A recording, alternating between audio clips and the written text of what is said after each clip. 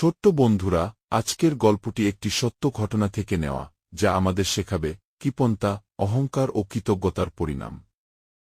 একবার আল্লাহ তাআলা তিনজন ব্যক্তিকে পরীক্ষা করার জন্য একজন ফেরেশতাকে পাঠালেন।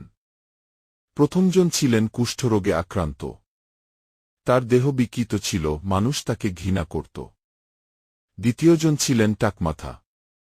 তিনিও মানুষের অবহেলার পাত্র ছিলেন।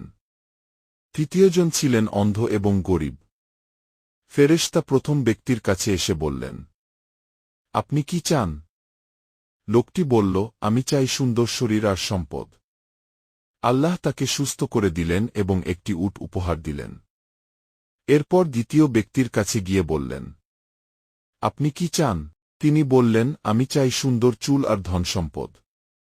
তাকেও সুস্থ করে দেওয়া হল এবং একটি গরু দেওয়া হল।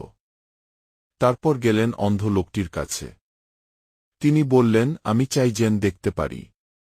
আল্লাহ তার দৃষ্টি ফিরিয়ে দিলেন এবং তাকে একটি ছাগল দেওয়া হল।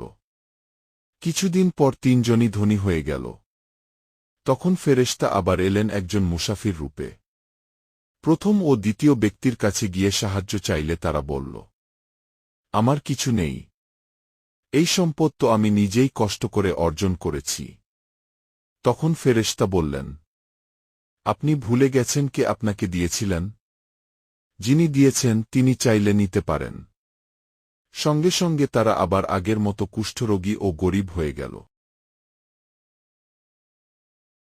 এরপর ফেরেশতা গেলেন অন্ধ লোকটির কাছে। বললেন, আমি মুসাফির, একটা ছাগল দিন। লোকটি বললেন, আমি অন্ধ ছিলাম, আল্লাহ আমাকে দৃষ্টি দিয়েছেন। আমার যা কিছু আছে সবই আল্লাহর দান। আপনার যত দরকার নিয়ে যান। ফেরেশতা বললেন, আল্লাহ আপনাদের তিনজনকে পরীক্ষা করছিলেন। আপনি পরীক্ষায় উত্তীর্ণ হয়েছেন। আল্লাহ আপনার সম্পদ আরও বাড়িয়ে দেবেন। ছোট্ট বন্ধুরা, গল্পটি থেকে তোমরা কি শিক্ষা পেলে? কৃতজ্ঞতায় নিয়ামত বৃদ্ধি পায়, আর অকৃতজ্ঞ হলে আছে মহাশাস্তি। অকৃতজ্ঞের কাছ থেকে নিয়ামত ছিনিয়ে নেওয়া হয়।